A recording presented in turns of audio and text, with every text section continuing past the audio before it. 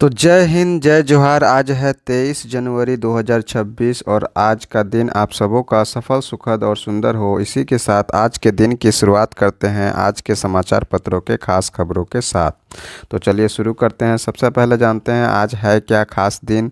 तो आज है 23 जनवरी। तो आज मनाया जाता है नेताजी सुभाष चंद्र बोस जयंती। जी हाँ, आज ही के दिन इनका जन्म हुआ था, जो एक प्रमुख स्वतंत्रता सेनानी थे। उनका आज़ादी के संग्राम में बहुत बड़ा योगदान था। तो और आज है सरस्वती माँ विद्या की देवी माँ सरस्वती का पूजा, और आज मनाया जाता है जो है बसंत पंचमी के अवसर पर सरस्वती माँ की पूजा होती है। तो इस मौके पर सभी को हार्दिक शुभकामनाएं हैं। तो आज पूजी जाएंगी विद्या की देवी माँ सरस्वती। पंडाल तैयार। शहर के गली मोहल्ले में छोटे बड़े पंडालों का विद्यार्थियों ने किया निर्माण। देखने को मिल रहा है श्रद्धा और भक्ति का माहौल। शहर में सरस्वती पूजा की तैयारियां पूरी हो चुकी हैं। हर गली और मोहल्ले में विद्यार्थियों ने अपने स्तर पर छोटे बड़े पंडालों का निर्माण किया है, जिससे श्रद्धा और सौहार्द का माहौल देखने को मिल रहा है।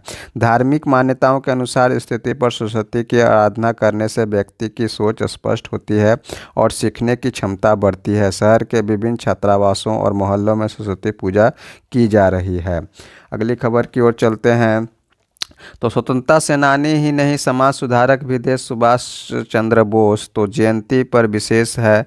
तो कल नेताजी सुभाष चंद्र बोस केवल स्वतंत्रता सेनानी नहीं थे, बल्कि समाज सुधारक भी थे। नारी सशक्तिकरण का उन्होंने हमेशा पुरजोर समर्थन किया और महिलाओं को रसोई से निकालकर स्वतंत्रता संग्राम से जोड़ा था। उन्होंने कन्या शिक्षा और विधवा विवाह को जोरदार वकालत की, तो बाल विवाह का कड़ा विरोध जताया। नेताजी के परपोते चंद्र कुमार बोस ने बताया, स्वतंत्रता संग्राम के समय देश में महिलाओं की सामाजिक स्थिति अच्छी नहीं थी। उनका जीवन घर की चार दीवारी पर सीमित था। नेताजी प्रगतिशील विचारधारा के थे, मां काली के परम भक्त थे, इसलिए महिलाओं की शक्ति भली भांति समझते थे और स्वतंत्रता संग्राम में इसका उपयोग करना चाहते थे। नेताजी का साहस देख दंग रह गया था हिटलर। वहीं बोस ने नेताजी से जुड़ा एक संस्मरण साझा करते हुए कहा कि 17 जनवरी 1941 को ब्रिटिश पुलिस की आंखों में धूल झोंककर नेताजी जब कलकत्ता से निकलकर गोमो से पेशावर, काबुल व मॉस्को होते हुए बर्लिन पहुंचे और हिटलर से मिलकर भारत की आज़ादी के लिए मदद मांगी, तब उनका साहस देखकर हिटलर जैसा तानाशाह भी दंग रह गया था। नेताजी ऐसे एकमात्र नेता थे जिन्होंने अंग्रेजों जिन्हें देखते ही गोली मार देने का आदेश जारी किया था। हिटलर ने नेताजी का साहस का सम्मान करते हुए उनके लिए सबमरीन की व्यवस्था की थी, जिसमें 90 दिन यात्रा कर वो जर्मनी से दक्षिण पूर्व एशिया पहुंचे थे और वहां से आज़ादी की लड़ाई आगे बढ़ाई थी। कदम कदम बढ़ाए जा पूरा देश आज नेताजी सुभाष चंद्र बोस की 129वीं जयंती पर नमन कर रहा है। स्वाधीनता के लिए उनके संघर्ष और विचारधारा ने दमन के विरुद्ध उठ खड़े होने का जो हौसला दिया, वो आज भी युवाओं को प्रेरित करता है। उनके जीवन पर बनी फिल्मों में संघर्ष और व्यक्तित्व के विभिन्न पहलुओं को उकेरा गया, तो वहीं पर्दे पर नेताजी सुभाष चंद्र बोस बने कलाकारों और फिल्मकारों की फिल्मोग्राफी में भी खास मायने रखती हैं ये फिल्में। और नेताजी सुभाष चंद्र बोस के जयंती को पराक्रम दिवस के रूप में मनाया जाता है, तो ये भी याद रखेंगे। आज मनाया जाता है पराक्रम दिवस, जो कि और यह जयंती 129वीं जयंती के रूप में मनाया गया है। 2,35,00,000 का इनामी अनल समेत 15 माओवादी ढेर। तो ऑपरेशन मेगा बुरू। 90 लाख का इनामी अनमोल और 62 लाख का इनामी अमित मुंडा भी मारा गया। अब गिने चुने माओवादी ही बचे।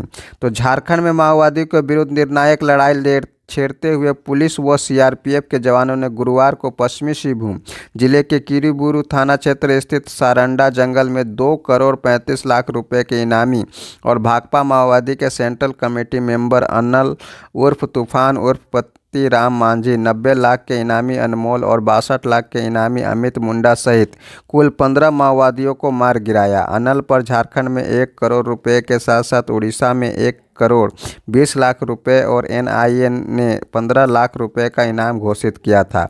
ऑपरेशन मेगा बुरू के तहत यह कार्रवाई की, जो माओवादियों के विरुद्ध झारखंड का सबसे बड़ा अभियान बताया जा रहा है। मारे गए माओवादियों में 13 की पहचान हो चुकी है। ये सभी कुख्यात हैं और इनमें कई के विरुद्ध झारखंड तथा उड़ीसा पुलिस के साथ ही एनआईए ने भी इनामी घोषित कर रखा था। यह गहन ऑपरेशन 31 मार्च तक देश को माओवादियों से मुक्त कराने के लक्ष्य को पूरा करने के उद्देश्य से किया जा रहा है। पहली बार इतनी बड़ी मुठभेड़ सुबह से शाम तक चली। गोलीबारी तो मुठभेड़ के दौरान माओवादी के सीने व सिर पर लगी गोलियां। एसपी रेणु पहुंचे मौके पर।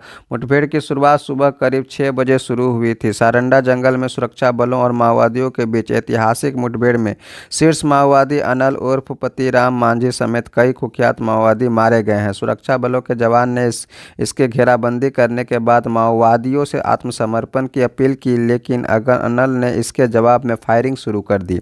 अनल के साथ दस्ते में करीब 17 से 18 माओवादी मौजूद थे, जिनमें अनमोल उर्फ सुशांत, अमित मुंडा, पिंटू लोहरा, लालजीत उर्फ लालू, समीर सोरेन, राजेश मुंडा, बुलबुल, बबीता, पूर्णिमा, सूरजमुनि, चिंगा और सोमवारी समेत अन्य शामिल थे। 15 माओवादी के मारे जाने के बाद सुरक्षा घेरा कड़ा कर दिया गया है। वहीं पर शिक्षा, खनन व कौशल विकास पर भारत यूके मिलकर करेंगे काम, तो मुख्यमंत्री हेमंत सोरेन ने यूनाइटेड किंगडम सरकार की संसदीय अवर सचिव समानता एवं इंडो पैसिफिक मामलों की मंत्री सीमा मल्होत्रा से मुलाकात कर झारखंड और यूके के बीच सहयोग को नई ऊंचाई देने पर व्यापक चर्चा की।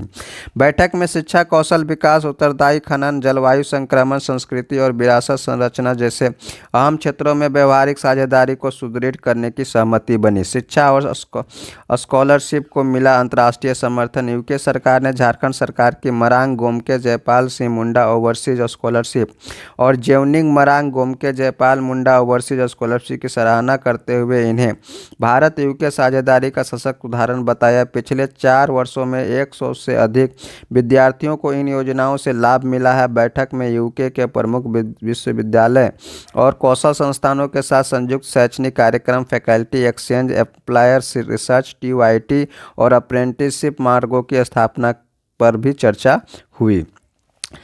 झारखंड शराब घोटाले की जांच से सीबीआई ने किया इनकार, तो छत्तीसगढ़ कोर्ट में इस मामले पर अगले सप्ताह होगी सुनवाई। तो छत्तीसगढ़ की तर्ज पर झारखंड में हुई करोड़ों रुपए के शराब घोटाले की जांच करने से सीबीआई के जोनल कार्यालय रायपुर ने इनकार कर दिया है। इससे संबंधित सीबीआई का पत्र गुरुवार को छत्तीसगढ़ हाईकोर्ट में सुनवाई के दौरान पेश किया गया। सीबीआई के इनकार के बाद हाईकोर्ट ने इस मामले की सुनवाई अगले सप्ताह करने का निर्णय लिया है।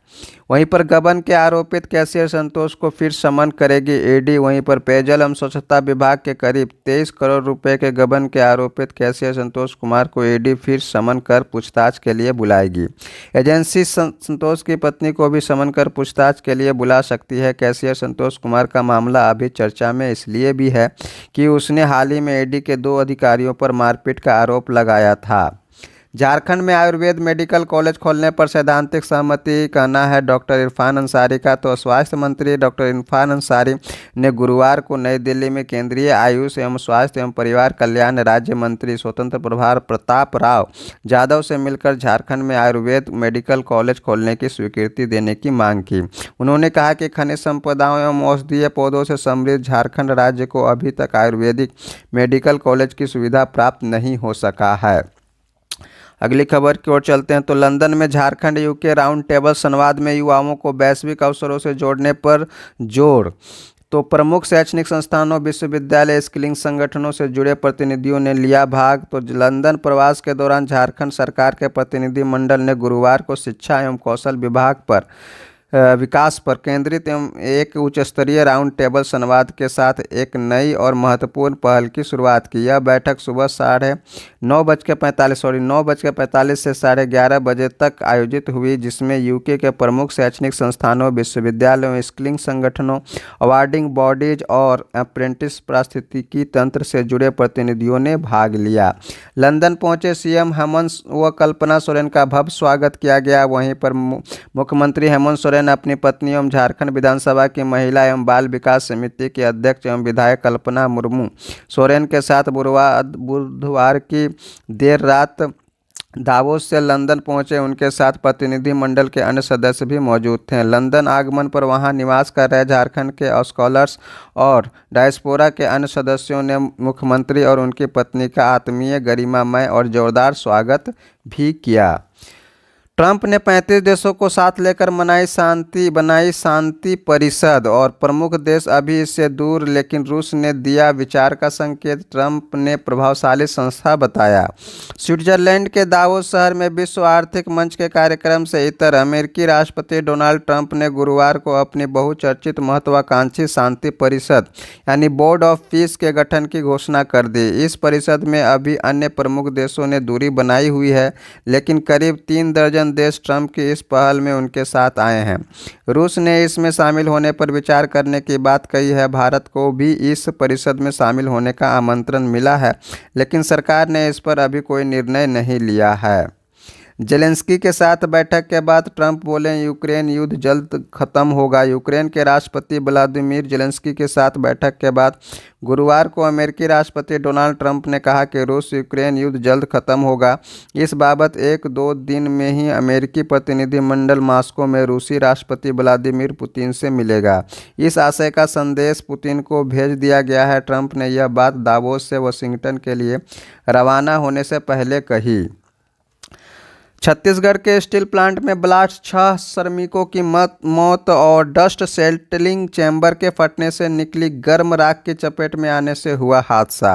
तो छत्तीसगढ़ के बलौदाबाजार भाटापारा जिले में रियल स्टील संयंत्र में गुरुवार सुबह एक भीषण हादसे में 6 श्रमिकों की मौत हो गई। प्लांट में डस्ट सेटलिंग चैम्बर के फटने से निकली अत्यधिक गर्म राख और डस्ट की चपेट में आने से यह हादसा हुआ। दुर्घटना में बिहार और झारखंड के 5 अन्य श्रमिक गंभीर रूप से झुलस गए, जिन्हें बिलासपुर के अस्पताल में भर्ती कराया गया है। सभी मृतक बिहार के गया जिले के थे रहने वाले और 5 अन्य श्रमिक गंभीर रूप से झुलसे, सभी का चल रहा है इलाज।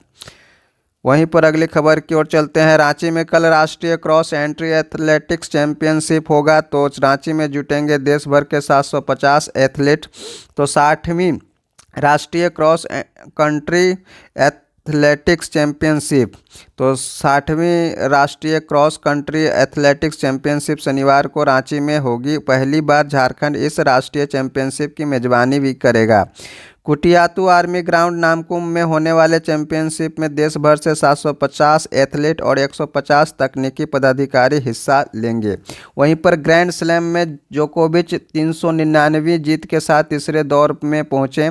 ऑस्ट्रेलियाई ओपन मेलबर्न रिकॉर्ड 10 बार के विजेता नोवाक जोकोविच ने अपना शानदार प्रदर्शन जारी रखते हुए बुधवार को यहां सीधे सेटों में जीत दर्ज करके ऑस्ट्रेलियाई ओपन टेनिस टूर्नामेंट के पुरुष एकल के तीसरे दौर में जगह बनाई। जबकि 2 बार के मौजूदा चैंपियन यानिक सिनर भी आगे बढ़ने में सफल रहे। जोकोविच ने वर्तमान टूर्नामेंट में पहली बार अपनी सर्विस गंवाई, लेकिन इसके बाद उन्होंने कोई चूक नहीं दिखाई और दूसरे दौर के मैच में फ्रांसिस्को मेस्ट्रेली को 6-3, 6-2, 6-2 से पराजित किया।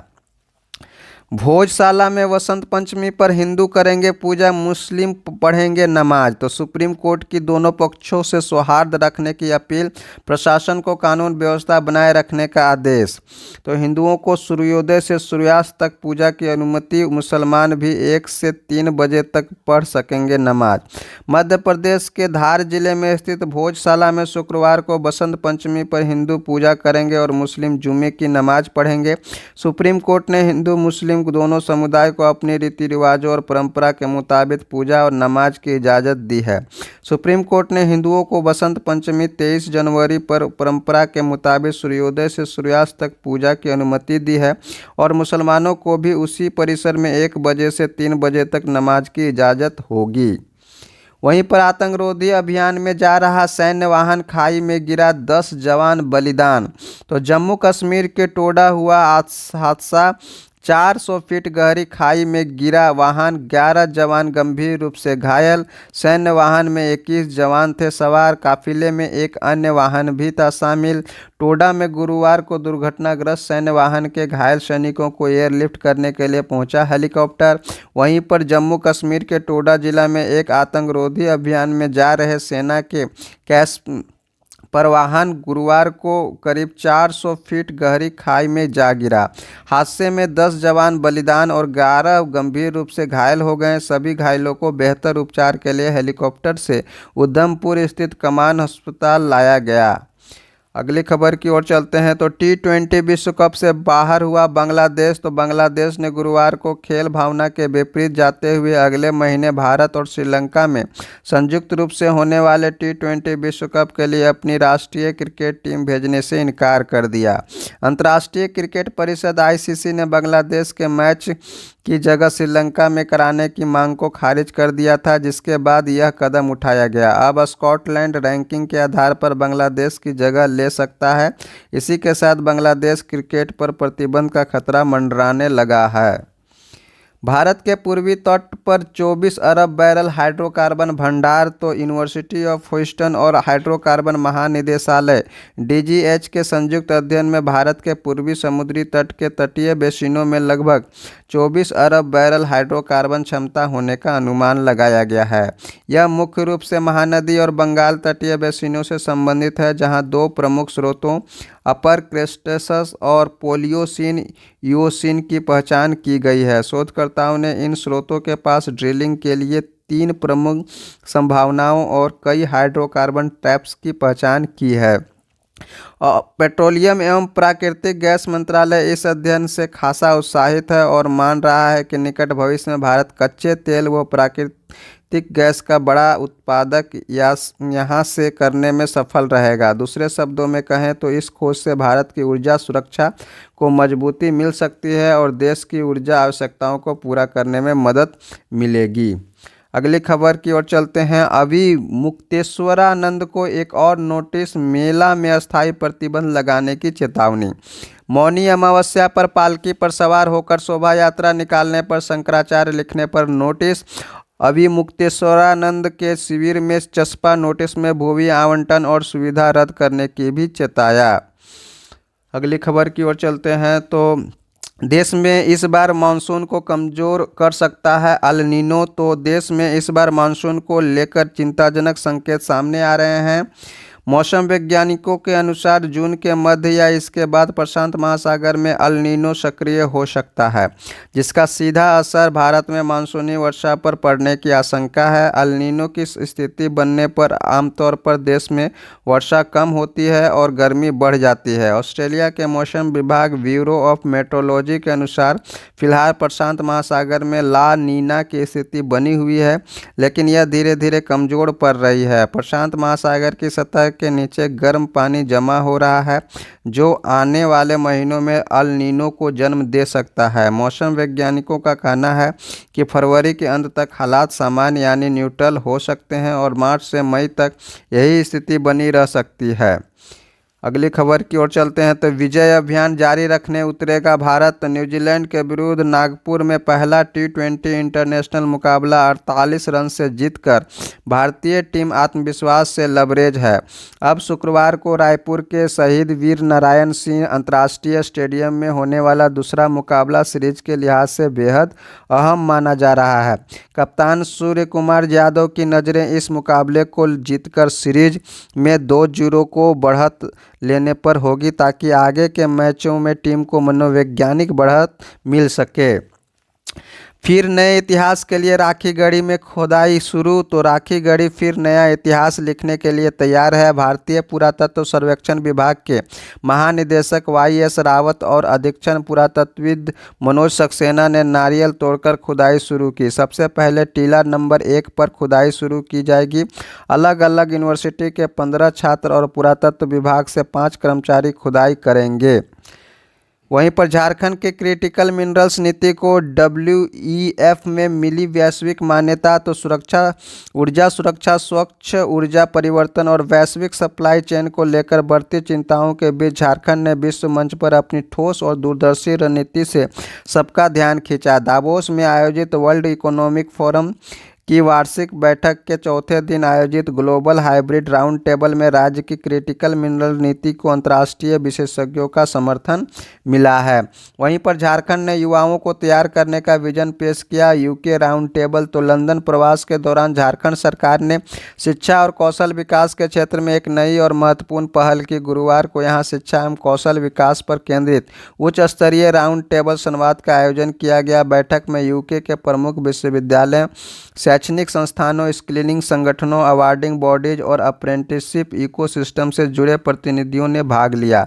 बैठक की अध्यक्षता झारखंड के उच्च शिक्षा विभाग के मंत्री सुदीप कुमार और अपर मुख्य सचिव वंदना दादेल ने की। मंत्री सुदीप कुमार ने कहा कि शिक्षा को रोजगार से, कौशल को अवसर से और स्थानीय प्रतिभा को वैश्विक मंच से जोड़ना सरकार की प्राथमिकता है।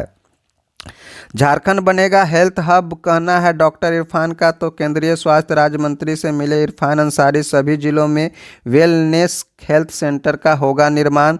स्वास्थ्य मंत्री डॉक्टर इरफान अंसारी और स्वास्थ्य सचिव अजय कुमार सिंह ने गुरुवार को केंद्रीय स्वास्थ्य राज्य मंत्री प्रताप राव जाधव से नई दिल्ली में मुलाकात की। इस दौरान झारखंड की स्वास्थ्य व्यवस्था को सुदृढ़, आधुनिक और हितकारी बनाने सहित कई प्रस्तावों पर चर्चा हुई। डॉक्टर इरफान अंसारी ने बताया कि झारखंड में आयुर्वेदिक मेडिकल कॉलेज और अस्पताल की सुविधा नहीं है। उन्होंने झारखंड में एक सरकारी और एक निजी आयुर्वेदिक मेडिकल कॉलेज की स्थापना का प्रस्ताव रखा। केंद्र से 5 वर्षों में इस बार सबसे अधिक राशि मिली। तो झारखंड सरकार के कृषि, पशुपालन एवं सहकारिता विभाग के कृषि प्रभाग को केंद्र प्रायोजित स्कीम के लिए पिछले 5 वर्षों में सबसे अधिक राशि इस वर्ष मिली। केंद्र सरकार ने झारखंड सरकार के लिए चालू वित्तीय वर्ष 2025-26 में 538.36 करोड़ रुपए के बजट का प्रावधान किया। अब तक केंद्र से 253.17 करोड़ रुपए मिल गए हैं। इसमें राज्य सरकार ने करीब 140 करोड़ रुपए खर्च किया है। कृषि उन्नति स्कीम में मिले 203 करोड़। वहीं पर केंद्र प्रायोजित कृषि उन्नति योजना के तहत चालू वित्तीय वर्ष में झारखंड के लिए 203 करोड़ रुपए के बजट का उपबंध किया गया है। National food security and nutrition mission में 59.54 करोड़ रुपए के बजट का प्रावधान था। इसमें 29.56 करोड़ रुपए का आवंटन मिल चुका है। बैंकों में 5 दिवसीय कार्य सप्ताह के लिए हड़ताल 27 को। वहीं पर United forum of bank unions ने किया राष्ट्रव्यापी हड़ताल का आह्वान। तो United forum of bank unions ने बैंकिंग उद्योग में 5 दिवसीय कार्य सप्ताह लागू करने की मांग को लेकर आगामी 27 जनवरी को 1 दिवसीय राष्ट्रव्यापी हड़ताल का आह्वान किया। हड़ताल में सार्वजनिक, निजी, विदेशी, क्षेत्रीय, ग्रामीण और सहकारी बैंकों के लगभग 8 लाख कर्मचारी और अधिकारी शामिल होंगे।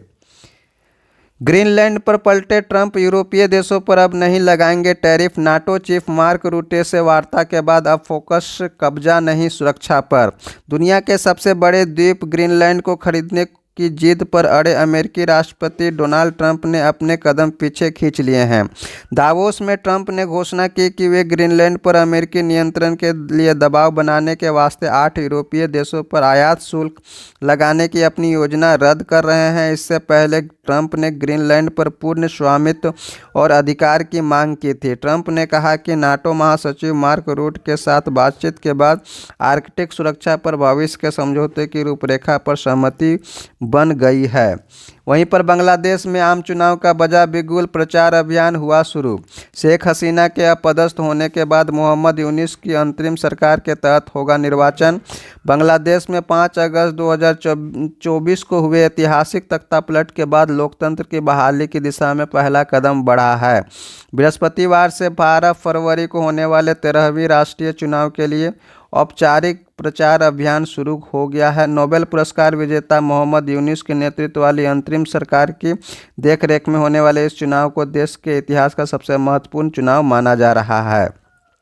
तो ये था आज के समाचार पत्रों के खास खबर। हर रोज़ के समाचार पत्रों के खास खबर के साथ जुड़े रहने के लिए हमारे चैनल के साथ जुड़ें। हमारा चैनल का नाम है शंकर बेदिया क्लासेस। और यदि आप जेपीएससी, यूपीएससी और अदर पीसीएससी एग्ज़ाम्स के एस्पायरेंट हैं तो हमारे इस चैनल में जो है सब्जेक्ट वाइज क्लासेस ली जाती हैं, जहां पर आप अपने तैयारी को बेहतर बना सकते हैं। आप सबों का दिन सफल, सुखद और सुंदर हो। मिलते हैं नेक्स्ट वीडियो में, तब तक के लिए जय हिंद।